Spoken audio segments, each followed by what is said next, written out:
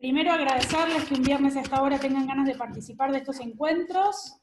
Hoy vamos a tener el honor de charlar con la doctora Marina Sánchez Herrero, consejera del Consejo de la Magistratura Nacional, y un tema tan importante como la reforma judicial que nos involucra a los abogados y no siempre nos tienen en cuenta, así que es importante escuchar la voz de los profesionales y sobre todo del interior, ¿sí? Yo recuerdo cuando Marina hizo su balance de gestión el año pasado, que contó algo sorprendente, que era que los abogados de La Rioja no tenían conectividad, algo que nos parece imposible a nosotros que manejamos internet, el celular, la computadora, el token, y quizás los abogados del interior estén en condiciones muy distintas a las nuestras y no siempre son tenidas en cuenta. Entonces es importante que conozcamos la reforma y conozcamos si realmente nos hace bien o nos perjudica. ¿Sí? Así que, bueno, la escuchamos a Marina, bienvenida, muchas gracias por darnos tu tiempo y contarnos un poco algo que no sé si todos sabemos y es importante que estemos al tanto. Les hago una aclaración. Vamos a hacer las preguntas para no interrumpir la exposición por el chat y después se las leemos a Marina y participamos. Muchas gracias a todos. Marina, te escuchamos. Bueno, muchas gracias a la Facultad de Derecho, a la Unidad de Graduados, a Vero, una persona que siempre está tratando de sumar desde su lugar en el trabajo de esto que tiene que ver con graduados y acercarnos y debatir. Muchas gracias a todos, la verdad es que ustedes vieron que no vemos todas las pantallas, así que yo fui saludando a los que tenían mi pantalla, pero la realidad, como dice Vero, agradecerles a todos que un viernes 7:30 de la tarde, estemos acá. A mí no me resulta sorprendente desde este punto de vista. Nosotros los abogados siempre fuimos personas comprometidas con la realidad social.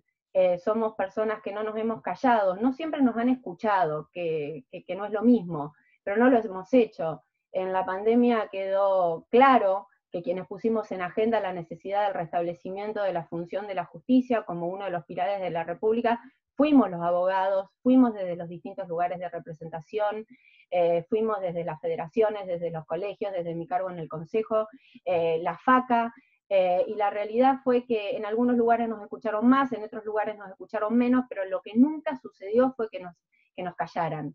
No nos callaron cuando fue lo de la democratización de la justicia, no nos callaron cada vez que vimos que algo no estaba funcionando, y siempre con nuestra mirada, ¿no? Esa mirada tan integral que tenemos del sistema de justicia, porque somos actores protagónicos de él. Quienes me conocen lo saben, siempre lo digo, y lo voy a decir creo que hasta el último día, tenemos la mirada más universal del sistema, por eso es tan importante lo que nosotros tenemos para decir, y es tan importante básicamente que nos puedan escuchar. Mientras tanto, me parece que además de que desde todos los ámbitos de representación que se puedan, tenemos que seguir pronunciándonos en el sentido que lo consideremos, por supuesto, si fuera una visión unificada, que en general es, porque a nosotros no podemos tener un posicionamiento ideológico u otro, lo que no nos pueden hablar es del sistema de justicia, y en eso creo que nos hermanamos, que nos unimos. Si no es respecto de lo que vivimos nosotros, es respecto de lo que vive el otro. Así que la verdad es que yo celebro estos espacios, voy a tratar de ser breve, todos saben que yo hablo mucho, pero voy a tratar de ser breve porque siempre lo interesante es escucharlos a ustedes. Y por supuesto que me sumen o que yo pueda rever posturas. Y esa es la intención de estos encuentros. Esas son las intenciones, que además de que estoy haciendo en este momento charlas en Zoom que no son estrictamente de abogados, siempre, y no solo por mi función, sino porque es en el ámbito donde yo recabo una información bastante certera, siempre me gusta reunirme con los colegas. Probablemente en este Zoom no haya todos colegas, así que voy a tratar de tener el lenguaje más llano posible y sacarlo del ámbito técnico que a nosotros nos queda tan cómodo, pero que ya saben, y lo tenemos que asumir como una autocrítica, que la sociedad nos pide que ese paralenguaje técnico que nosotros tenemos muchas veces lo logremos bajar. Sepan que no me voy a enojar, porque muchos amigos míos me dicen, Marina, te enojas mucho cuando hablas. No, yo soy vehemente y soy pasional, pero lo que sí estoy es preocupada. Y desde esa preocupación puede que tal vez puedan notar en mí como un enojo, pero no estoy enojada, estoy preocupada, y para eso este encuentro. Miren, primero me parece que es importante empezar por el final y después desarrollarlo. Yo creo que esta reforma no es la reforma que el sistema de justicia necesita, porque básicamente y centralmente yo creo que esta reforma no resuelve los verdaderos problemas de fondo que tiene el sistema de justicia o el sistema judicial. Y si nosotros no encontramos que a través de esta reforma o de cualquiera que sea se resuelvan los verdaderos problemas que tiene el servicio de justicia o la función jurisdiccional, realmente los únicos perjudicados es la sociedad, son los ciudadanos de la República Argentina. Y esa tal vez es mi mayor preocupación, sentir que podemos estar perdiendo una gran oportunidad de realizar un cambio. ¿Y por qué me preocupa? Porque además estamos en un momento en el que creo que hay un consenso o hay unanimidad respecto a que hay que reformar el sistema. Nosotros eso lo sabemos que hay que reformarlo. Y probablemente, y eso es respetable porque eso es una democracia, haya distintas miradas sobre hacia qué reformar. Lo que no puede pasar es que la mirada no se centre en resolver los problemas que tiene hoy el sistema, que básicamente son problemas de fondo, que tienen que ver con acceso igualitario del ciudadano a la justicia, que tiene que ver con una justicia en tiempo oportuno, que tiene que ver básicamente con una justicia eficiente y eficaz, que tiene que ver con una justicia independiente. Entonces, si a todos los interrogantes que nosotros nos podemos hacer buscamos las respuestas en el proyecto y ninguna de las cuestiones que se están regulando nos da un sí como respuesta, y sin valorarlo ideológicamente, lo estoy haciendo desde estrictamente un punto de vista técnico, entonces tenemos que concluir que esta no es la reforma que nosotros necesitamos. Siempre que hay una mirada de reforma, que vuelvo sobre la pérdida de la maravillosa oportunidad, porque hay consenso sobre esa necesidad de reforma, es decir, hay un diagnóstico común sobre la necesidad de reformar. Cuando está esta mirada de reforma es porque se entiende que hay algo malo que se tiene que cambiar o algo bueno que se puede mejorar. Porque es importante marcar que no todo es malo. El problema es que lo malo no se resuelve, ¿bien? Y que no se profundiza en lo bueno. Entonces, si ninguna de esas dos cosas pasa, algo no anda bien. Y la pregunta es, si yo voy a reformar o pretendo, que es legítima la visión del presidente, si yo pretendo cambiar el sistema de justicia en la República Argentina, lo tengo que hacer desde una mirada amplia, lo tengo que hacer para cumplir con las necesidades del todo, no puede ser para cumplir las necesidades de una parte o de algunos, tiene que ser para cumplir las necesidades de todos, porque en materia de justicia, cuando yo no resuelvo a través de una modificación del sistema, que no tiene que ver con reformar algo particular, como por ejemplo podría ser jubilaciones, que bueno, involucra un universo, o por ejemplo niñez involucra otro universo, aunque eso sabemos todos que repercute a nivel todo de la sociedad. Pero cuando nosotros hablamos de reformar un sistema y no lo hacemos con una mirada amplia y no lo hacemos para realmente resolver el problema de todos, eso es una definición en sí misma del tipo de justicia que queremos, pero básicamente es una definición en sí misma del tipo de república que concebimos.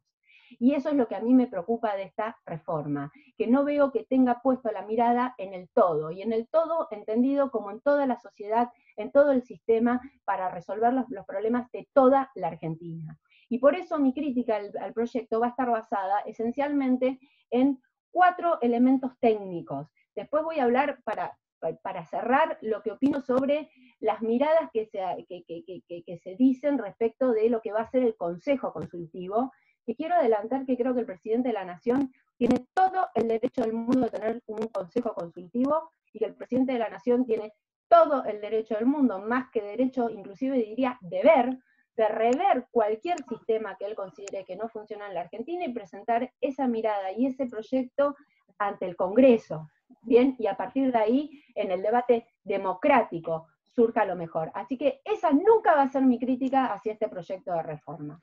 Pero eso voy a dejarlo para la última parte. ¿Sí?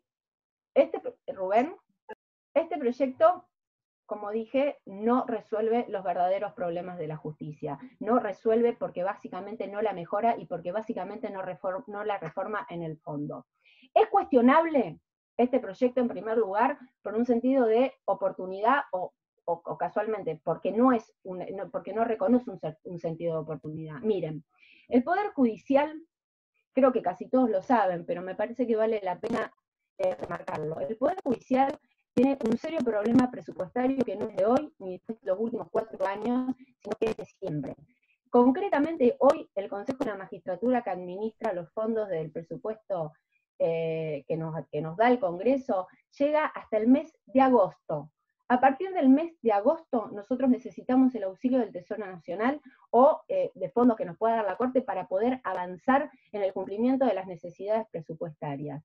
Entonces, plantear un proyecto en la dimensión que tiene, con la creación de estructura que tiene, miren, los montos varían entre 3.000 y 5.000 millones anuales a hoy. Bien, a hoy. ¿Y en qué varían? Si analizamos salarios, si analizamos infraestructura o le ponemos algún otro factor. Pero vayamos al número menor que se ha esbozado, 3.000 millones. En un momento en el que la justicia, y desde hace años, no llega a cubrir sus necesidades presupuestarias en un periodo anual, ¿realmente creen que es oportuna la reforma de la justicia en los términos que está planteado? ¿No es preferible primero resolver los serios problemas que tenemos para después avanzar en lo que hay que mejorar? Porque quiero decirles algo que me parece que no, o que básicamente no quiero que se malinterprete. Yo no quiero que se piense que porque nosotros tenemos un problema económico, no es el momento de revisar. Siempre es el momento de revisar el sistema de justicia. Siempre, porque en una república si la justicia no funciona, no anda bien, estamos mal. Acuérdense, como lo sabemos todos en realidad, que los jueces son la última palabra y es el ámbito donde el ciudadano recurre cuando se siente vulnerado en sus derechos. Así que no es el momento porque tenemos una cuestión presupuestaria. Y no es que no es el momento solo porque estamos atravesando tal vez una de las peores crisis que ha sufrido la Argentina. Simplemente no es oportuna porque básicamente a través de este proyecto no se resuelve el problema presupuestario que tenemos para poder mejorar el sistema. Porque gran parte de las deficiencias del sistema están dadas casualmente por esta deficiencia presupuestaria. Entonces, la pregunta es, ¿el proyecto resuelve el serio problema presupuestario? ¿Resuelve el problema que hoy tenemos en la Argentina en materia presupuestaria? Y desgraciadamente la respuesta es no. No solo no la resuelve, sino que la agrava, porque crea una necesidad de una partida presupuestaria que nosotros nos preguntamos, y ahora voy a ir un poco a lo que dijo Losardo, nosotros nos preguntamos, ¿pero cómo? Hay fondos para crear todo eso, pero no hay fondos para resolver el problema que hoy tenemos, que es que no llegamos al mes de agosto, y la respuesta es no. Losardo, y yo esto lo quiero marcar, en su mensaje en el Senado, en esto que realmente nos hace tanto mal en la Argentina de ponernos siempre en veredas distintas y siempre desde, no quiero decir relatos, porque quiero respetar a todos los que se encuentran acá, así que no quiero utilizar la palabra relato, pero sí desde un discurso en el que pareciera que si no estamos de acuerdo, todo lo que nosotros planteamos está mal, hizo la diferenciación que quienes estaban a favor del proyecto era porque concebían a la justicia como una inversión, y quienes estábamos en contra del proyecto en los términos que estaba planteado es porque veíamos a la justicia como gasto. Miren, yo nunca en la vida voy a considerar a la justicia como un gasto, como no concibo la educación como un gasto, como no concibo la seguridad como un gasto, como no concibo a la salud. Así que en ese grupo, en esa vereda, a mí no me van a poner, porque yo sencillamente no estoy de acuerdo con lo que están proyectando. Ahora, sí le puedo decir a la ministra de que hay buenas y malas inversiones, y que nosotros lo que creemos es que esta es una mala inversión. No es que no creemos que lo que se ponga en la justicia, porque creo que lo que se ponga en la justicia es un gasto, sino creemos que se debe invertir y que se debe invertir bien. Y si este proyecto no resuelve el problema presupuestario de la justicia, entonces este proyecto no viene a resolver el problema presupuestario de la justicia. Tampoco viene a resolver o lo que yo llamo, digamos, es cuestionable el proyecto, porque no concibe a la justicia del futuro. A ver, mucho se ha escuchado sobre este tema, presumo que todos los que están acá hoy en este ámbito es porque el tema les interesa, así que todos han leído mucho sobre lo que se plantea de este proyecto.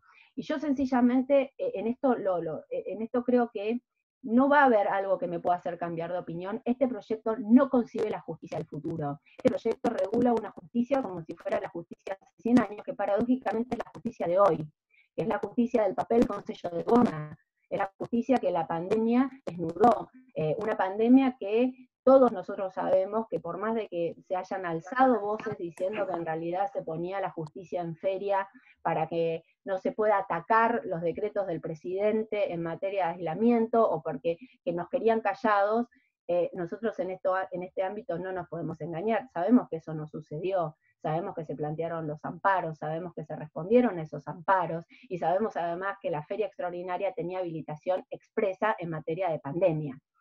Es bastante más grave, si es que, a ver, alguien me puede decir, ¿para vos eso no sería grave? Sí, para mí eso sería gravísimo, pero no sucedió, no nos engañemos. El problema de la justicia durante la pandemia es que quedó desnudo y que no pudo funcionar.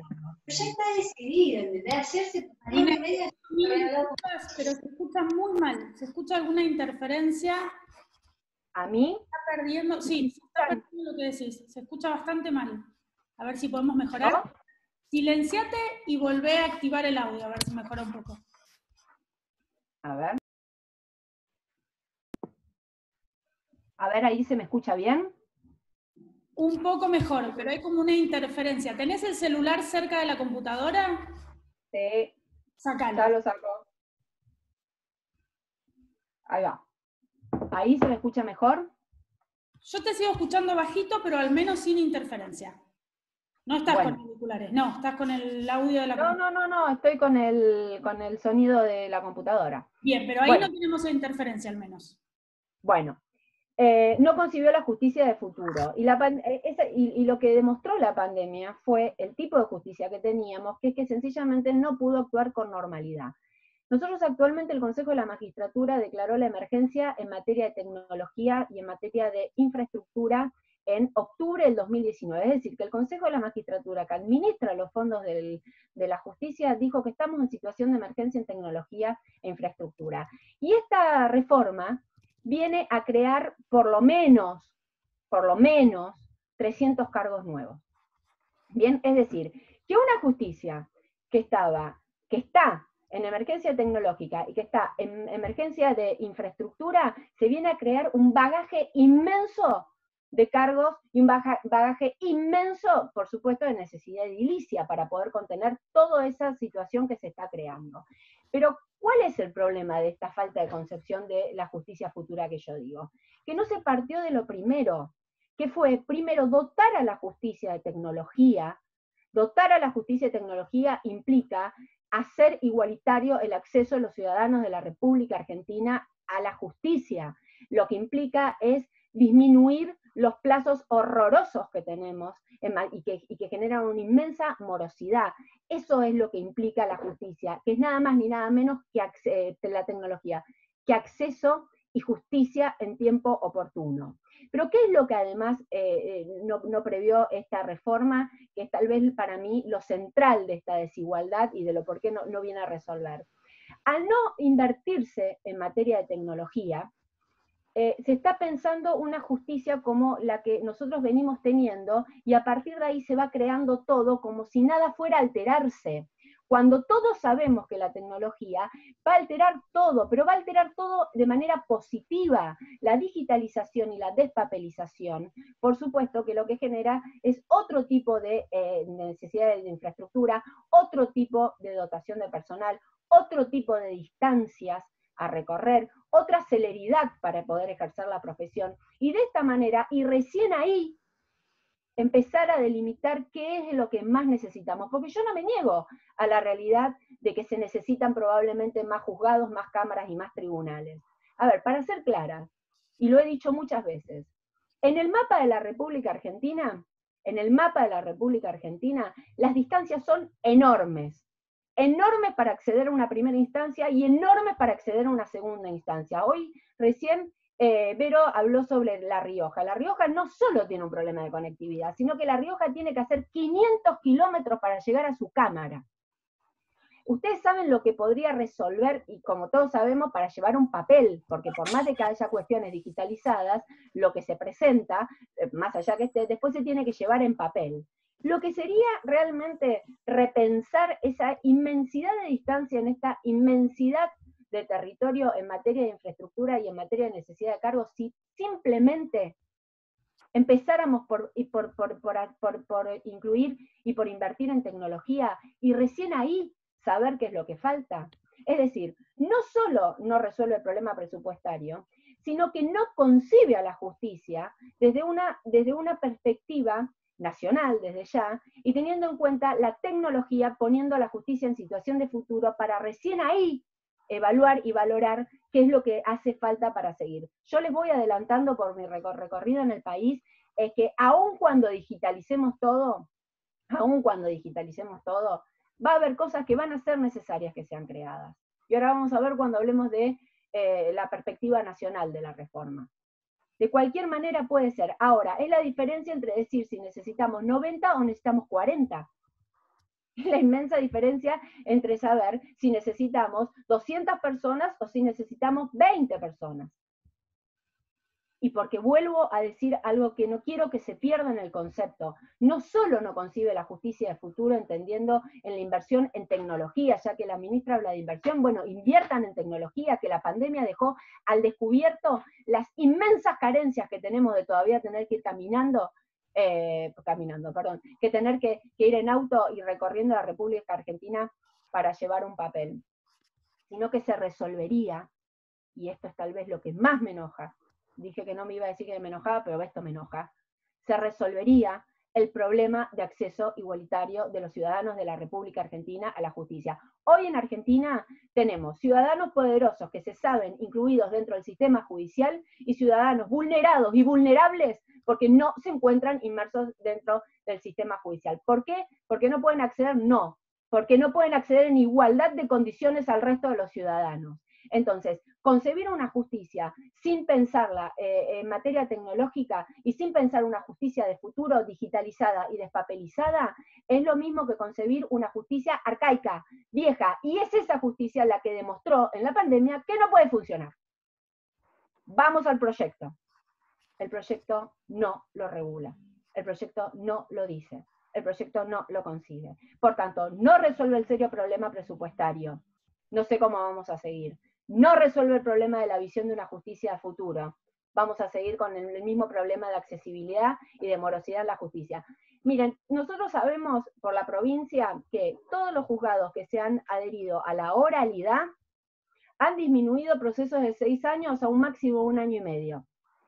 Bien, todo lo que se ha digitalizado ha logrado disminuir entre 8 años a 6 meses a 1 año. Si unimos la oralidad a la digitalización, entre el momento en que uno plantea una demanda y el momento en que un juez se pronuncia, ¿cuánto podría pasar? 1 año, 1 año y medio. Eso es justicia. Yo soy la misma que planteé el conflicto, no que me lo planteen hoy y que dentro de 20 años me lo resuelvan.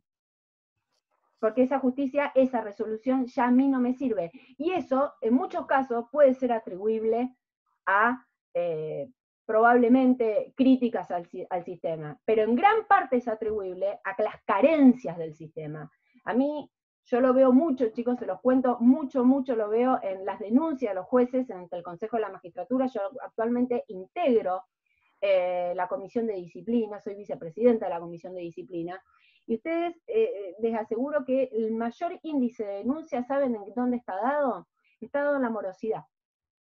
Está dado en que el ciudadano no entiende, no concibe que plantee algo y que se lo resuelvan al año y medio. Y la mayor cantidad de respuestas que nos dan los jueces, ¿saben qué es? Es un problema de sistema. No puedo, tengo otros antes. No obstante, yo sigo pensando que es una mala mirada, pero eso es para otro debate, para otra charla. Pero esa es la realidad de la República Argentina. Y este proyecto no viene a resolver esos problemas. Que esos problemas son los que quebraron el vínculo de confianza entre el ciudadano y la justicia. Son los que hicieron que el ciudadano deje de confiar en la justicia. Son los que hicieron que la justicia tenga el desprestigio que tiene. Son los que hicieron que nosotros también tengamos que, en muchos casos, contener situaciones que no debieran darse.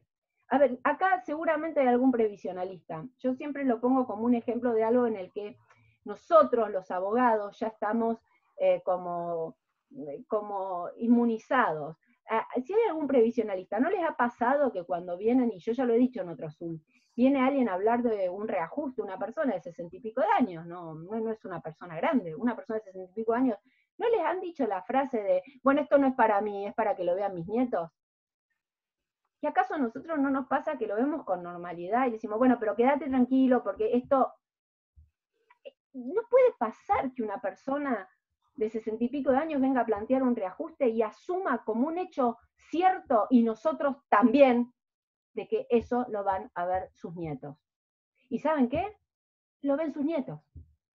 Entonces, haber tenido la oportunidad, tener la oportunidad de rever el sistema judicial y poder decirle a una persona, quédate tranquilo que en un año esto se resuelve, y no hacerlo, realmente preocupa. Y realmente volvemos a lo que habíamos dicho antes respecto de que esta, sin lugar a duda, es una oportunidad perdida porque no se resuelven los verdaderos problemas de los ciudadanos, que es para lo que se tendría que estar legislando. Tampoco tiene una mirada integral de la República Argentina. Es cuestionable también desde ese punto de vista. Y ahora, primero voy a dar lo que yo critico de la falta de mirada nacional y después voy a hablar de qué es lo que se regula, que es Comodoro Pi. Miren, en el proyecto de reforma se crean 94 o 99 cargos que son el desdoblamiento de secretarías penales, se convierten en juzgados penales. Entonces, lo que no se percibe dentro del proyecto es que se resuelva la otra parte de la justicia federal a lo largo y a lo ancho del país, es decir, cuando regula lo del interior del país.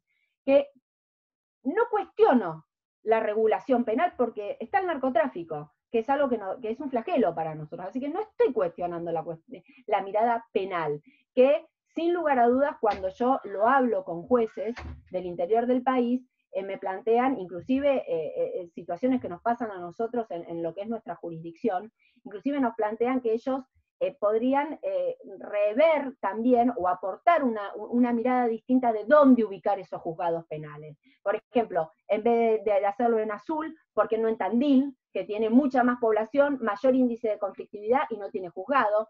Bien, porque lo que no queda claro es cuál es el mapa judicial que analizaron para decir dónde iba cada uno de los juzgados. Simplemente desdoblaron. Pero yo no voy a cuestionar la parte penal, porque todo lo que sume para combatir el narcotráfico yo no lo voy a cuestionar. Sí podemos cuestionar probablemente el hecho de que se pongan o se ubiquen en otros lugares. ¿Y qué pasa con otra parte de la justicia?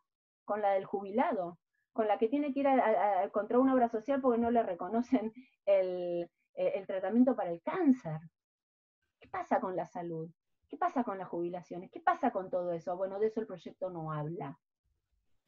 De esa justicia del interior del país, este proyecto no habla. Este proyecto solo del interior del país habla respecto a la creación de juzgados penales, que vuelvo sobre que no me opongo a esa situación, más allá de una nueva mirada que podamos darle a dónde esté ubicado. Entonces no es un proyecto con una mirada nacional integral. A eso tenemos que sumarle algo que no es menor, y que es bastante más técnico, porque la verdad es que esta reforma da para hablar mucho y tendido de cada una de las cosas que se hacen.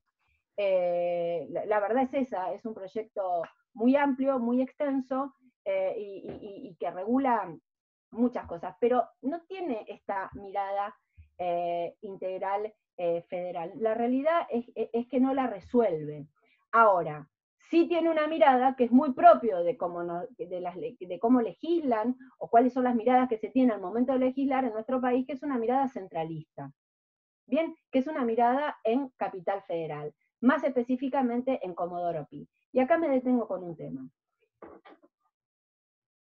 Yo, y calculo que casi todos los que estamos acá, porque somos todas personas del derecho, y además con un profundo amor hacia el derecho, pero además somos personas democráticas, podemos coincidir respecto a que la concentración de poder, ya hablando puntualmente de Comodoro Pi, bien, en la reforma de Comodoro Pi, esta mirada centralista, todos sencillamente podemos coincidir que la concentración de poder siempre es mala. Siempre lleva excesos, o por lo menos habilita a que pudiera haber excesos. Y la concentración de poder en una democracia tal vez es peor aún, porque esos excesos atentan directamente contra el sistema democrático. Así que la verdad es que la concepción dada por el presidente de la Nación en referencia a su desconcentración, porque yo no lo quiero valorar, así que yo voy a hacerlo técnicamente, a esa desconcentración que él pensó que tenía que tener Comodoro Pi, para mí no es la mayor crítica. Esa no es mi mayor crítica, porque yo coincido que la concentración de poder da lugar a excesos. Inclusive el sistema acusatorio, quienes hacen penal lo saben, yo no hago penal, pero a raíz de la reforma me puse a estudiar bastante sobre el tema. El sistema acusatorio sigue con esta lógica de desconcentrar el poder. ¿Por qué? Porque el poder del proceso que estaba concebido solo, o está concebido solo y exclusivamente en el juez, se desdobla, no es que pasa al fiscal, se desdobla y parte del poder lo tiene el juez y parte del poder lo tiene el fiscal. Tal vez la pregunta o la crítica que le hacen algunos es ¿qué parte queda en cada uno? Bueno, a ver, en el juez queda ser el director y el veedor de la legalidad del proceso. Y en los fiscales queda el acusar, a quién no acusar, qué pruebas proveer, qué pruebas pedir, qué pruebas no pedir. Eso es lo que hace el sistema acusatorio, que en sí mismo para mí no es cuestionable, más allá de que me he puesto en contacto con varios abogados de lugares donde está funcionando, y algunos tienen críticas hacia el sistema, pero ese no sería mi mayor crítica, porque vuelve en esta lógica de desconcentrar el poder. ¿Cuál es mi crítica al proyecto? Que el presidente dice que viene a generar esta inmensidad de estructura, bien, que ahora vamos a ver si es proporcional, esta inmensidad de estructura, pero no lo hace desde un punto de vista funcional. Él lo hace desde un punto de vista de una crítica respecto a la falta de independencia del Poder Judicial y la politización de los jueces de Comodoro Pi. Esto no lo digo yo, lo dice él. Es decir, yo comparto la visión de la desconcentración de poder porque tengo una mirada democrática del sistema. Pero él además dice que él lo viene a hacer porque no puede ser lo que sucede en Comodoro Pi respecto de eso. Entonces, mi pregunta es, el proyecto que crea 23 nuevos cargos y terminan siendo 46 finales, ¿viene a resolver ese problema? No. No solo no lo resuelve, sino que les crea una estructura paralela. A ver, paralela no, aumenta la estructura. Pero ¿qué pasa con todo eso que está mal? ¿Se denunció? ¿Se avanzó? ¿Se fue al Consejo de la Magistratura para que nosotros veamos si lo que dice en su visión respecto a la falta de independencia de los jueces o a los excesos de los jueces es real? Porque eso es su opinión. Vamos a ver si es real, qué es lo que corresponde. ¿Seguir un procedimiento? No. O sea, no solamente no modifica lo que critica, sino que crea una estructura que nadie nos asegura que esa estructura vaya a cambiar y no se vaya a mimetizar con lo que él critica porque se mantiene intacta. ¿Se entiende? Y además, agravado con el tema de que el sistema acusatorio a través del cual se está promoviendo, que se promueve, es un sistema que requiere mayor cantidad de fiscales y no de jueces. Entonces, denunciamos una situación, estoy hablando acá de Comodoro Pi, que no cambia, que crea nuevos juzgados. ¿Qué va a pasar? Si estos nuevos juzgados vuelven a la lógica de quienes están, ¿qué vamos a crear más nuevos juzgados? ¿Vamos a crear más nuevos juzgados? ¿Vamos a crear más nuevos juzgados? ¿Hasta cuándo? Si acá lo que tenemos que resolver es lo que está pasando. Bien, entonces no cambia lo que dice que va a cambiar o lo que denuncia en su mensaje de elevación. No lo cambia. Crea nueva estructura. No tenemos resuelto el problema presupuestario. No prevé tecnología y el sistema que promueve requiere más fiscales que jueces. Entonces, realmente, y desde un punto de vista técnico, ¿qué es lo que está mejorando este proyecto? ¿Cuál es la mirada que viene a mejorar? ¿En dónde se está cambiando las cuestiones de fondo? Eso sin entrar en dos puntos más, y con esto termino la parte de Comodoro Pi. Es desproporcionado el número de juzgados que se crean en comparación al número de habitantes, en comparación a lo que se crea en el resto de la República Argentina. A ver, quiero ser clara. 3 millones de personas hay en Cava, un número más, número menos, si alguien tiene el número exacto lo puede volcar en el chat, pero vamos a poner 3 millones de personas. El resto de los habitantes, estamos a lo largo y a lo ancho de todo el resto del país. Se crea 23 juzgados, todos sabemos que a mayor número de habitantes, mayor número de conflictividad, más allá de que alguien me podrá decir, sí, pero ahí están más concentrados, bueno, es real, pero digamos, a mayor número de habitantes, mayor nivel de conflictividad. Se crea para 3 millones de personas esa cantidad de juzgados y para todo el resto del país 90 y pico de juzgados. Con el agravante que la ley prevé todo un mecanismo, esto no me parece menor, todo un mecanismo de cobertura de cargos con una inmediatez y una celeridad inusitada que no regula para el resto del país. O sea, para el resto del país seguimos con los procedimientos que es responsabilidad del Consejo de la Magistratura reverlo también. No me muevo de la responsabilidad que me cabe hoy. Pero la verdad es que el proyecto de reforma que hizo el presidente es un proyecto que viene a generar una estructura que no cambia la que hay, con un mecanismo y una celeridad inusitada para la cobertura de los cargos, además con un mecanismo que no es acorde a lo que plantea ni la ley de subrogancias, ni lo que ha dicho la Corte en el fallo Uriarte. Así que ya eso también sería cuestionable y también lo podemos hablar en otro momento. Pero sí lo que me parece importante, crea una celeridad al punto que cambia el régimen de evaluación. Ahora quieren eliminar el examen escrito para hacer un examen oral. Bien, entonces toda una celeridad, y en el resto del país, que no solo no se revé la justicia de todos los días nuestra, que no tiene que ver con la provincial, sino la que tratan los civiles, ¿bien? No solo no se revé, sino que además mantiene el procedimiento de 6, 7 años para la cobertura de los cargos. Y si hablamos de una mirada integral respecto de cambiar el sistema de justicia, sepan que se bajaron más de 160 pliegos y que aún hoy no ha sido elevado ni uno para ser tratado en el Senado. Y nosotros los abogados sabemos perfectamente que es un juzgado vacante, es un juzgado sin juez, es un juzgado sin justicia, porque aun cuando vaya un subrogante, todos sabemos de que nunca se desarrollan los mismos términos, más allá de los cambios y los cambios de criterio, porque cuando cambia el juez cambia el criterio, etcétera, o cambia la mirada, aunque todos sepamos que lo que dice el expediente, sí, bueno, pero los jueces tienen sus miradas de las cosas también.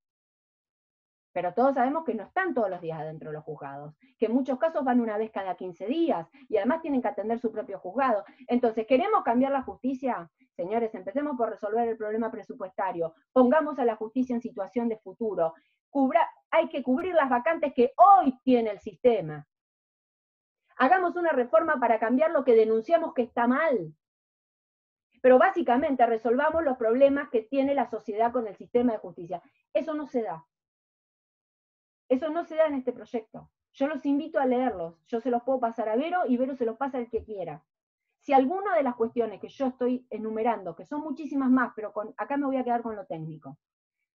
Si alguna de las cuestiones de las que yo estoy enumerando resuelve el problema de la digitalización, el problema de las distancias, el problema de los 20 años en el que se trabaja, de infraestructura, un poder judicial con un nivel de edificios alquilados que no se puede creer, el problema de las vacantes, el problema de que no lo vean sus nietos, sino que los puedan ver ellos, el problema que dice que viene a cambiar, que no cambia. Si alguno de los artículos del proyecto viene a cambiar algo de eso, en eso se tendrá una mirada positiva, pero yo se los aseguro, yo lo leí, no lo viene a cambiar. No quiero entrar en el tema del traspaso porque es un tema distinto, que está en la Constitución y en el que me parece que hay otras cuestiones para analizar. Pero en las cuestiones que tienen que ver con el sistema y con los verdaderos problemas de los ciudadanos, esto no lo resuelve. Por último, quiero hablar sobre lo que para mí es el germen de por qué esto hoy, y está pasando, no sé si lo están viendo en los medios, está pasando que tanta gente está criticando, tantas palabras autorizadas, propios y ajenos, están criticando el proyecto. Y esto es porque yo creo sencillamente porque este proyecto tiene una mirada única, porque tiene los manuales escritos, porque tiene claro hacia dónde va, y no es hacia el camino en el que casi todos los que estamos en el sistema, los actores principales del sistema, sabemos que tiene que ir. Y esto se ve claramente en el Consejo Consultivo. Yo dije cuando comencé que para mí no es criticable el hecho de que tenga un Consejo Consultivo. Ahora, sí es criticable su composición. Y la crítica que voy a hacer, la voy a hacer desde un lugar, digamos, desde la abogacía. Es un consejo consultivo que viene a hablar sobre la necesidad de reformar las cabezas del Poder Judicial, porque ustedes saben que de lo que yo hablé es el proyecto que se está debatiendo hoy en el Senado. De lo que se crea el consejo consultivo es para hablar sobre la necesidad de reformar la Corte, sobre la necesidad de reformar la Procuración, sobre la necesidad de reformar el Consejo de la Magistratura. Quiero que sepan que yo tengo una posición tomada respecto al Consejo de la Magistratura, que ahora rápidamente se las voy a decir, y tengo una posición tomada respecto de la Corte, también. Bien, o sea que no ese es el problema, porque acá el problema no es reverlo. ¿Cómo lo vamos a rever? Si a lo mejor lo podemos mejorar. Bien, ese no es el problema. El problema es que, para hablar del sistema de la justicia federal, no han convocado actores del sistema federal. Miren, ahí hay integrantes del Poder Judicial y hay y están, como yo digo, los que no forman parte del Poder Judicial, pero que tienen una ideología común. ¿Bien? Por eso digo que tiene mirada única, y desde ya, esto corre por mi cuenta, creo que los manuales están escritos. Ahora, los integrantes del Poder Judicial que están en el Consejo son todos miembros de tribunales superiores de provincias. O sea, para reformar el sistema judicial convocaron a los miembros del Poder Judicial de las provincias, a nadie del Poder Judicial Federal. Que por supuesto yo creo que más allá de que se los ataque de corporativos, no quieren cambiar nada, quieren dejar...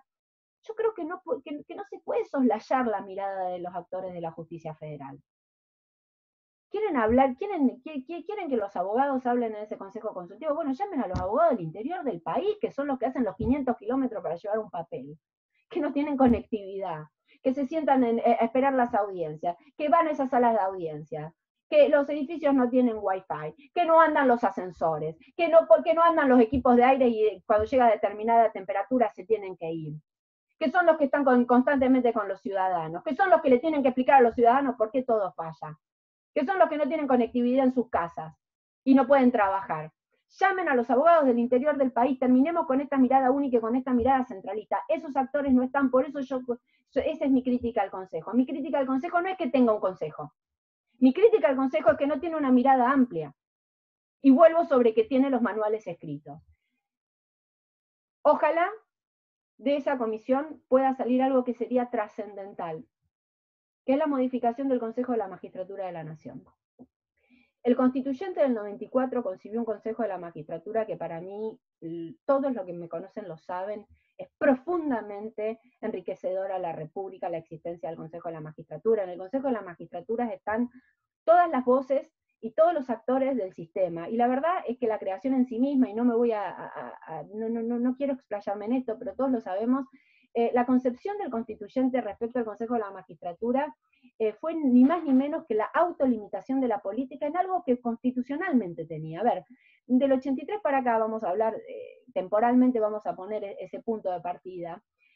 Había inicialmente un consenso respecto a que tanto el presidente como los miembros del Senado sean los que elijan a los jueces. No había un problema sobre eso, porque eran las personas democráticamente elegidas. Es decir, que ellos estaban ahí porque el pueblo quería que estuviera ahí.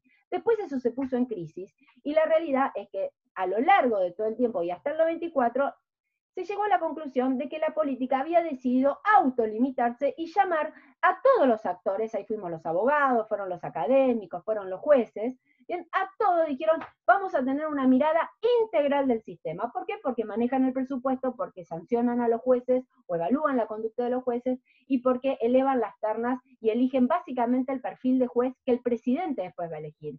Miren, la diferencia es, antes el perfil de juez de un juez de la República Argentina lo decidía el presidente de la Nación con una mayoría en el Senado. Hoy el presidente de la Nación y el Senado siguen eligiendo cuál es el juez que van a poner, pero el perfil de juez lo ponemos nosotros, quienes todos los actores del sistema. Ahora, esa concepción que es muy enriquecedora a la República, y realmente lamenté muchísimo que en Córdoba, que en Catamarca se haya derogado la ley de creación del Consejo y hoy no tengan Consejo, se concibió con un concepto de equilibrio. Es decir, que ningún estamento tuviera la voluntad del Consejo por sí misma. Con la reforma que hubo, en el que ahora somos 13, lo que se perdió fue ese equilibrio. Y hoy, nuevamente, la política, no estoy hablando de un partido, la política, porque si sumamos los 3 senadores, los 3 diputados y el representante del Ejecutivo, que siempre está integrado, senadores y diputados por mayoría y minoría, pero hoy la política, que en el 94 se autolimitó, hoy ellos tienen la voluntad del Consejo si se pusieron todos de acuerdo. Es decir, que eso es un retroceso. Tiene que reverse y tiene que volver a tener equilibrio el Consejo de la Magistratura. Y tiene que incrementarse la mirada los integrantes por el estamento abogados. Y además los abogados tenemos que volver a formar parte de la comisión de selección que caprichosamente en el año 2006 nos sacaron, caprichosamente nos sacaron en el año 2006, sencillamente hoy los abogados no formamos parte del procedimiento que establece cuál es el perfil de juez que queremos. Lo que nos llega a nosotros es unos dictámenes propuestos para votar en el plenario. Y quiero decirles que yo, junto con mi compañero Juan Pablo Mas Vélez, vamos a las reuniones de selección. Y no hay ningún impedimento para que actuemos. Pero hoy estamos afuera. Juan Pablo y yo interpusimos una acción judicial que va muy bien, y si Dios quiere, la justicia va a volver a ingresarnos a la comisión de selección. Eso fue una promesa de campaña y se hizo en los primeros 6 meses, interpusimos la acción y nos está yendo muy bien. Así que me encantaría que ese consejo, si tiene un manual escrito sobre el consejo, lo rompa y que volvamos a escribir todos juntos, volviendo a restablecer el equilibrio en el Consejo de la Magistratura y darle a los abogados el lugar que se merecen. Y la Corte, y ya con esto termino, la realidad es que la Constitución no establece cuál es el número de integrantes que tiene que tener la Corte. Y la verdad es que puede pasar que Maika piense que el número ideal es 7, Mari piense que es 9, yo piense que es 5, y como es Ibero, 15. Bien, no dice la Constitución un número. Y eso sí es opinable. También es opinable modificar el recurso extraordinario. También es opinable, sin vulnerar la Constitución, hablar de salas. También es opinable hablar de las casaciones. También es opinable qué llega y qué no llega. Eso es un concepto y eso no es la cuestión. El problema es el debate vacío. El problema es el mensaje vacío. Yo no quiero 5, quiero 7, yo quiero 9, pero paren. Explíquennos, desde un punto de vista jurídico funcional, cuál es el número que tiene que tener la Corte, qué es lo que vamos a modificar, y démosle alguna estabilidad en el tiempo a esa situación, porque la inestabilidad institucional que nosotros tenemos de cambiar y cambiar y cambiar, pareciera que todo da lo mismo. Entonces, no cuestiono la revisión, yo tengo mi opinión, pero no cuestiono la revisión en referencia a eso, cuestiono el debate vacío. Y lo que más cuestiono, y porque se lo cuestionaría el presidente de la Corte si lo hiciera con el presidente de la Nación, es que para plantear un debate sobre el número de miembros de la Corte, y le quito cualquier concepción ideológica, considere que tiene que desprestigiar a la cabeza del Poder Judicial. Tampoco me gustaría que lo haga el presidente de la Corte para desprestigiar al presidente de la Nación. Pero eso así no, porque no hace ni más ni menos que quebrar el vínculo de confianza que ya está bastante quebrado entre la sociedad y el Poder Judicial. Tengamos un debate maduro, tengamos un debate con contenido, démosle estabilidad a las instituciones de la República Argentina, y solo así vamos a volver a crecer. El sistema judicial es central en la República.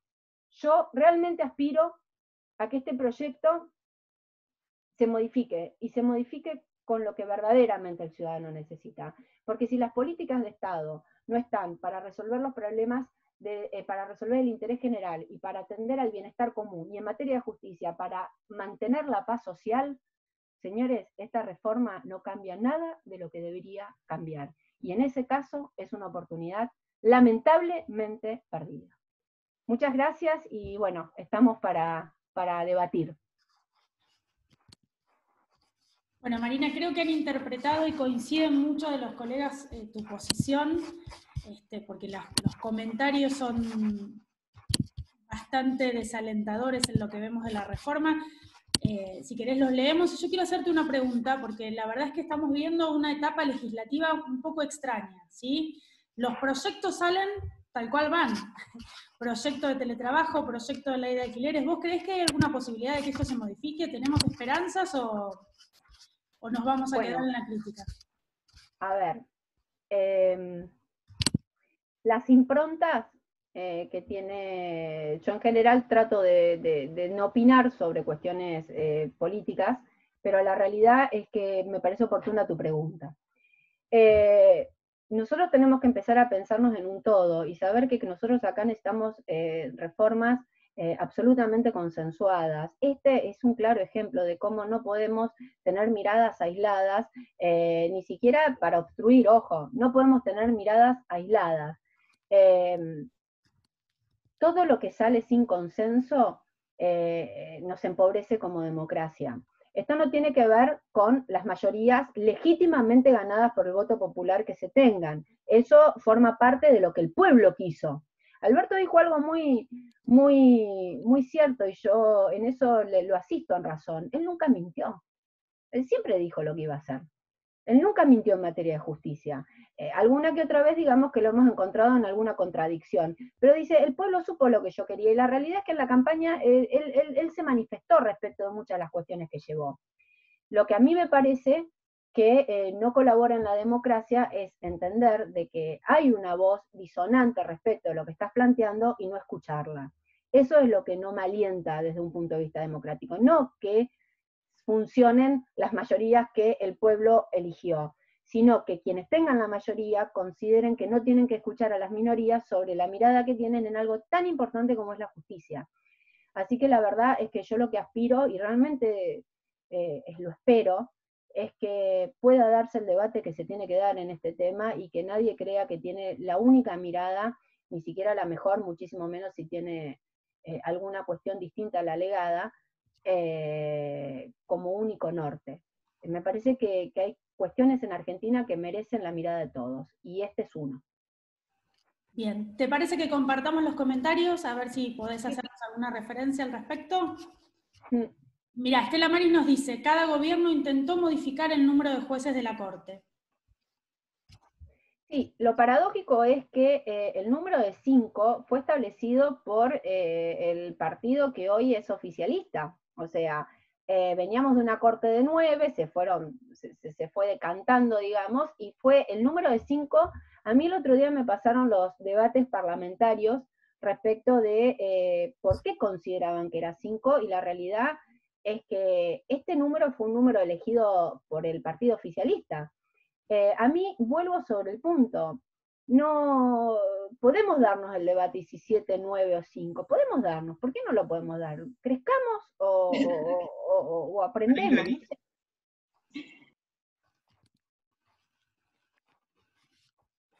Marina, no te escuchamos. Se silenció. Intenté silenciar a Gabriel y te silencié a vos, perdón. Ahí está. Perdón. No me preocupa ese debate. Me preocupa la inestabilidad institucional del permanente cambio, y que cada vez que se cambia es para decir que lo otro no sirve. Eso es lo que yo trato de dar como mensaje. Sentémonos, hablemos, eso forma parte del consenso y la democracia, pero no destruyamos para construir. O por lo menos no destruyamos las bases de la república para construir una república nueva, porque yo creo que eso no es bueno. Bueno, a ver, Daniel comenta, la reforma introduce un sistema acusatorio como lo es en la provincia de Buenos Aires. Él cree que está bien modificar el sistema inquisitivo que rige en la justicia federal, pero le parece, en su humilde opinión, que el sistema acusatorio también queda anticuado. En Buenos Aires se está empezando a implementar el sistema adversarial. Bueno, a ver, en esta lógica de desconcentración de poder, yo lo anoto como positivo. Vuelvo sobre lo que dije. No obstante, yo he tenido charlas con abogados y referentes del país donde está el sistema acusatorio, digamos, funcionando, y todos consideran de que puede ser perfectible. Por eso me marqué expresamente. No es el sistema acusatorio en sí mismo, si bien puede ser perfectible, inclusive se puede ir algo más. Y en esto confirma mi mirada respecto de que se sigue regulando sobre una justicia que debiera ir hacia el futuro y no quedarse en cosas que evidentemente puedan no funcionar, y no lo estoy diciendo por esto en particular. Pero yo lo que noto de positivo es esta desconcentración del poder. Por supuesto que siempre apelando a la inmensa responsabilidad respecto de lo que implica que los fiscales nuevos que vayan a ser nombrados son, y los que están, obviamente, pasan a tener un rol relevante en ese proceso, que es ni más ni menos de a qué acusan y a quién acusan, y a quién no acusan. Pero por supuesto que considero que si hay un sistema perfectible, hacia ahí tenemos que ir, y por eso es tan importante la opinión de la abogacía. Y por eso para mí es tan relevante realmente que nos escuchen y que nos den lugar para poder hablar sobre este tipo de cuestiones, decir, miren, modifiquemos, Pero paren, porque no tendría que ser este, podría ser este otro, que a lo mejor es algo que nos lleva a una justicia mucho más moderna. Pero como concepto de desconcentración del poder no lo veo como malo. Podría haber malo cualquier manipulación que se haga de eso, pero no el concepto. Bien. Leonardo nos comenta que otro tema es la unificación del fuero civil con el contencioso federal. Sí, bueno, a ver, algo que no dije y es muy importante, todos sabemos nosotros que la justicia se jacta, hoy justo estaba hablando con un juez sobre eso, la justicia se jacta desde un lugar que entienden correcto de que ellos solo hablan por sus sentencias, ¿bien? Que ellos no se pronuncian.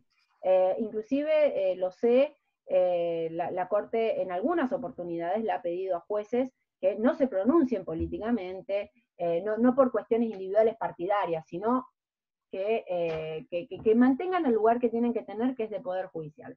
Ahora, hubo algo sin antecedentes. En realidad, un juez federal me corrigió, pero yo dije, hay un hecho sin precedente, que es lo de las acordadas que salieron, que una refiere a esto y ahora voy a hablar de eso, respecto a estas dos acordadas que salieron, que son un hecho sin precedente, porque además son jueces que opinan sobre un proyecto de ley, lo cual demuestra la necesidad del Poder Judicial de quebrar esa lógica que solo hablan a través de su sentencia y de pronunciarse rápidamente sobre lo que ellos entienden algo que está mal. Eso no es común. Lo que hicieron los jueces de la Cámara Civil a través de acordada fue plantear algo que dentro del mundo administrativista, yo me especializo en derecho administrativo, así que es algo que hemos hablado bastante, entienden como un inmenso retroceso, que es la unificación de esos dos fueros. ¿Por qué? Y sencillamente porque son dos fueros distintos, que reconocen sujetos distintos, que reconocen lógicas distintas, y que se ha ido en un nivel de avance en lo que fue su diferenciación. Ahora tiende a unificarse. Y lo que ellos además ven como uno de los mayores problemas es que quien es un juez civil o que quien es un juez contencioso sabe y aprobó y fue elegido para ser juez contencioso o juez civil, no juez civil y contencioso, o juez contencioso y civil. Entonces, no solo desde la doctrina administrativista lo se concibe como un retroceso unificar fueros que han sido desdoblados, porque, y acá está Mari Giacondino, lo puede decir tranquilamente, porque básicamente no reconocen sujetos distintos, iguales, entonces son lógicas distintas, sino que entienden que hay otro poder, que hay otro factor peor, que es que van a poner a resolver cuestiones contenciosas, y ahí hablaron de nulidades. Yo les puedo pasar las dos acordadas porque son muy interesantes, no todos están de acuerdo con el tema, les aclaro, pero que jueces que han estudiado y han aprobado y han sido elegidos para ser jueces civiles van a empezar a resolver cuestiones contenciosas, agravado con que la puesta en vigencia es de muy corto plazo. Entonces ellos dicen, ni siquiera vamos a tener un plazo para capacitarnos, y eso es en desmedro del justiciable.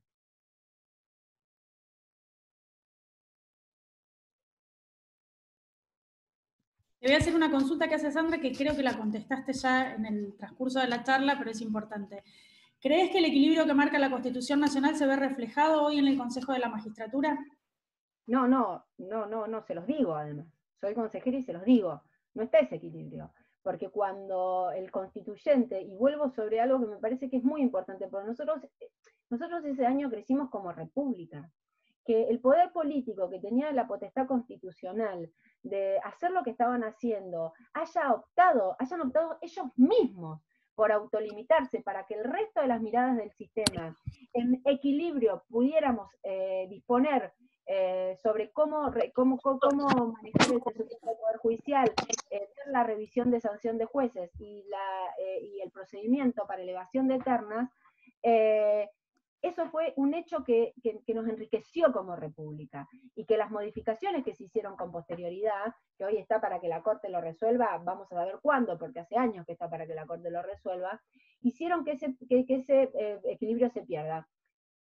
Y lo paradójico es que volvieron a eso que se había creído superado, que era que de nuevo, no porque lo hagan, porque de hecho no lo hacen, porque no se ponen de acuerdo básicamente, pero es que hoy la voluntad simple del organismo, obviamente no estamos hablando de las mayorías agravadas, pero la de 7 miembros, que es la que se toman un montón de decisiones, entre ellas, ahora les voy a dar un ejemplo para que lo dimensionen, hoy está en el estamento político. Que no sucede pues no se ponen de acuerdo, pero digamos conceptualmente la política se había autolimitado y se había abierto para que en equilibrio muchos actores decidan sobre el sistema judicial. Y hoy de nuevo, si se pusieran de acuerdo, los estamentos políticos tendrían la voluntad.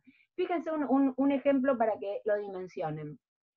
Porque todo el mundo dice, bueno, pero no tienen la mayoría grabada para las ternas. Está bien. Ustedes saben de que en los últimos días, si leyeron los diarios, estuvo el tema de los traslados de los jueces, es decir, un pedido del presidente de la Nación a través de su representante ante el Consejo de revisar 10 traslados que se habían hecho en la República Argentina. Por supuesto, nosotros no éramos competentes para revisar eso hasta un alumno de facultad lo sabe, que nosotros no éramos competentes, pero, para que ustedes también dimensionen algunas cuestiones, hoy para hacer un traslado se requiere una mayoría agravada.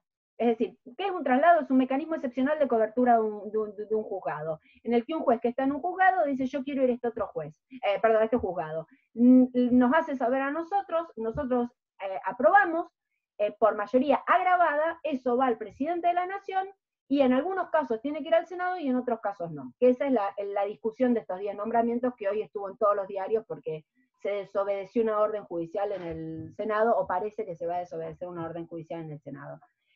Porque están revisando esos 10 traslados. ¿Saben cómo se modifica la mayoría agravada? Hoy necesitan mayoría agravada, o sea, hoy no se traslada un juez si no tienen mayoría agravada. Con 7 votos, basta con modificar el reglamento, o sea que si mañana quieren pasar a que quienes aprueban un traslado son 7 votos, son 7 votos, se acabó. Porque para modificar el reglamento se requieren 7 votos, para trasladar se requieren 9. ¿Se entiende la importancia de los 7 votos? No es porque en materia de terna se requieran 7, porque ahí se requieren 9, pero hay un montón de cuestiones de la vida del Consejo que bastan con 7, y bastan con 7 para modificar muchos reglamentos del Consejo. Entre ellos, por ejemplo, traslados. Bien, Gabriel te pregunta cuál crees que tiene que ser el rol de la FACA y de los colegios en este momento. Protagónico. La FACA, en primer lugar, yo hablé con el presidente de la FACA, le hice saber mi postura, dialogamos muchísimo, sé que fue al Senado y que en el Senado tuvo una visión crítica. Miren, la FACA es el ámbito donde están representados todos los colegios de todo el país. Todo esto que yo estoy diciendo, lo saben, en la FACA se sabe, en el hecho de estos problemas que nosotros tenemos, porque además está integrado por abogados, que además tienen esta misma mirada, digamos, no porque coincidan conmigo, sino que tenemos esa mirada integral del sistema. Creo que la FACA y todas las representaciones de la abogacía tenemos que tener un rol protagónico en esto de definir el sistema judicial. No pueden no darnos un lugar protagónico, pero no digo porque seamos los mejores, que además lo somos, pero no. No digo porque seamos los mejores, simplemente digo porque nosotros tenemos una visión necesaria. Y creo que muchas de las cuestiones que hoy no regula ese proyecto, podríamos aportarlas nosotros de nuestra mirada. Vuelvo sobre la importancia de la abogacía cada vez que habló. Básicamente, la importancia de la abogacía cuando no cayó. Entonces me parece que el rol de la FACA y de los colegios es determinante. Me parece que es determinante que se hagan estos foros de debate, me parece que es determinante que se pronuncie, me parece que es en el sentido que lo consideren. Porque yo sé que hay ámbitos del país en el que la colegiación está más a favor, en otros está más en contra. No es con un direccionamiento único. Lo que pasa es que lo que sí les pido es fidelidad respecto de lo que nosotros vemos todos los días. Eso es lo importante. ¿Vieron cuando hablan que quienes representen a la colegiación piensen en la colegiación, en los abogados y en los ciudadanos? Bueno, seamos fieles a lo que vemos, que es lo único que se tiene que modificar. Seguimos con las preguntas. Tenemos un montón, Marina. Te anticipo que tenés alumnos tuyos, exalumnos tuyos acá felicitando. ¿Ah, Sí, sí? sí. Juan pregunta, ¿cómo solucionarías la cuestión de la subrogancia? De la aplicación de las subrogancias. Bueno, lo primero que solucionaría sería las vacantes. A ver, la subrogancia es un mecanismo excepcional y de una interpretación restrictiva.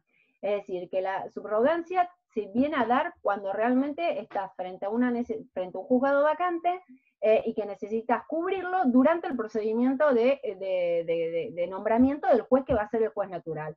Entonces, lo primero que diría es que lo que tiene que suceder básicamente es que tienen que nombrar los jueces en los juzgados, que son lo único que garantiza el normal desenvolvimiento de la justicia en esa jurisdicción. Ahora, frente a los hechos reales, que es que la gente se jubila, que la gente se muere, o que la gente renuncia, bien, frente a ese hecho nosotros tenemos que tener mecanismos de salvoconducto. Y una es la subrogancia, otros son los conjueces, y otro es el traslado. El traslado es el más excepcional de todos, por supuesto. Yo creo que no está mal en sí misma la subrogancia, el problema es cuando se traslada en el tiempo, porque vuelvo, un mecanismo tenemos que tener para cuando sucede esto. A ver, un juez se muere, ¿qué hacemos? No tenemos juez. Entonces hay que poner un juez. Me parece que el mecanismo que actualmente está regulado en la ley es algo que es acorde a lo que planteó la Corte, así que no lo veo mal como mecanismo. Lo que yo veo mal es la perduración en el tiempo de la subrogancia. Y cuando yo les digo, creo que me han escuchado, a ver, jueces de otras provincias que subrogan en otras y van una vez cada 15 días, otros van una vez al mes y a otros les llevan los expedientes en auto y no van nunca. Imagínense, todos los que estamos acá, ¿de qué inmediatez hablamos? ¿De qué celeridad hablamos? Entonces no es el problema la subrogancia. Desde ya, la subrogancia como está planteada en el proyecto, no estoy de acuerdo. Pero además no es que no estoy de acuerdo yo, porque soy una erudita y se me ocurre. No estoy de acuerdo porque, porque es contrario a cómo está hoy regulado, y es contrario a lo que la Corte dijo. Así que la subrogancia en los términos que está planteado no estoy de acuerdo. La subrogancia me parece un hecho necesario frente a la excepcionalidad. Lo ideal es que los procedimientos de concurso sean mucho más cortos y rápidamente el Senado y el presidente envía al Senado la cobertura de 150 pliegos que tiene para mandar al Senado. Son 150 jueces, ya sea de juzgados, ya sea de cámaras o ya sea de tribunales, que hoy están desocupados, ocupados por subrogantes. Bien, Fernando hace una pregunta porque dice que no entendió.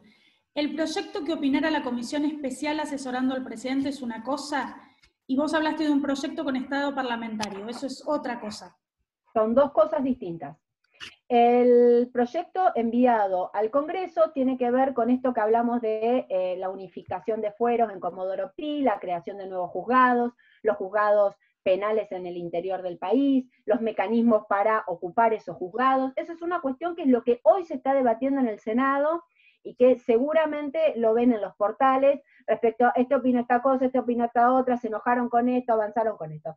Ese es un proyecto que no fue consensuado y vuelvo a decir, pero me parece muy importante ser respetuosa en esto, que el presidente tiene derecho a hacerlo. Para mí, a mí no me gustan los pensamientos únicos, pero no ese es el error. Otra cosa es el Consejo Consultivo que él creó, que le dio 90 días para que lo asesoren a él respecto de posibles modificaciones o no, dijo en la Corte, en el Consejo de la Magistratura, en la Procuración y en la Defensoría. Bien, después tenemos infinidad de agradecimientos y opiniones coincidentes con tu criterio y tu exposición. Te pedimos, sí, Marina, si nos acercás el proyecto, porque muchos colegas quieren que se los compartamos y me parece importante. Te los paso. Termino y te los paso. Genial. No sé si alguien más quiere hacer algún comentario, quiere activar el micrófono para hacer alguna pregunta.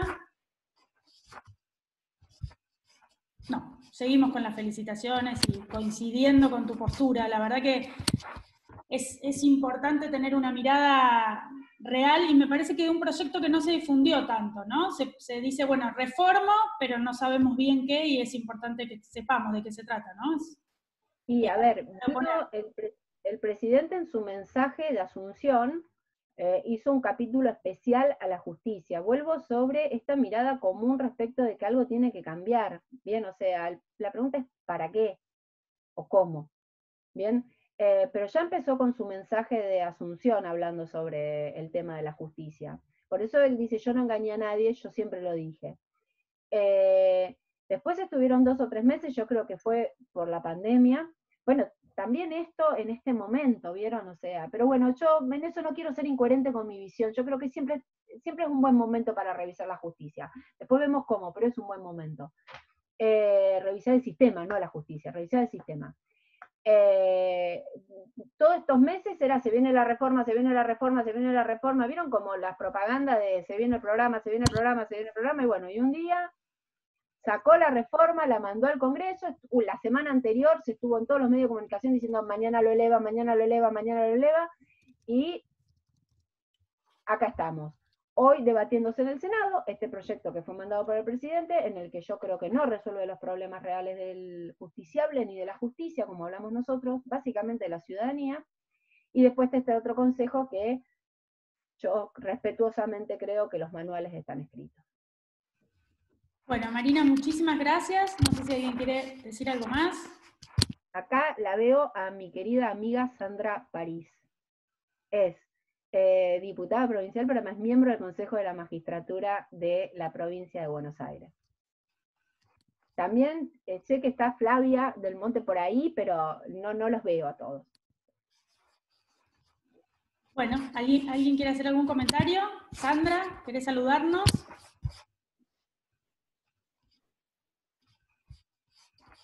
Está silenciada eso, ahí está. Hola, buenas noches. Felicitaciones, Marina, por la charla, la verdad muy interesante. Contarles también un poco que en la provincia de Buenos Aires estamos sufriendo un proceso de transformación que el gobierno también está queriendo llevar adelante, donde, bueno, si leen algunas de las noticias de hoy habrán visto que el secretario general de la Gobernación considera como importante para preguntarle a un magistrado si sabe la cantidad de cloacas que existen en el distrito, de cuántas personas tienen calles de tierras y demás, digo, como considerando que eso es importante para la cuestión de que un magistrado pueda acceder al cargo. Esto tiene que ver con un desmerecimiento que se hace realmente a la justicia y a la labor que hacen los jueces y que también los abogados cuando van a rendir exámenes. Así que creo que es mucho el trabajo que hay para hacer y la representación que hace Marina de todos los abogados es fundamental. Muchísimas gracias. Gracias, Sandra. Bueno, Marina, ¿querés cerrar un poco la charla? Sigamos hablando, sigamos debatiendo, que abran los foros, que la abogacía sea escuchada. Es importante, se está hablando de algo que nosotros sabemos, conocemos, tenemos autoridad para hablar. Yo estoy a completa disposición de graduados, ya lo saben, para trabajar en todo lo que tenga que ser y dar todos los debates que tengamos que dar, y para acompañar todo lo que la abogacía desde el colegio, con Fabián, tenga que hacer para que nos escuchen. Pero recuerden, esta es nuestra reforma, y en esto somos actores protagónicos, así que avancemos en ella con la mirada que cada uno honestamente tenga. Pero si alguien coincide en esta mirada de que no se está resolviendo lo que la gente necesita y quién mejor que nosotros para saberlo, no nos callemos, hay que decirlo. Muchísimas gracias, Marina. Clarísimo como gracias a ustedes. Gracias y buenas noches para todos.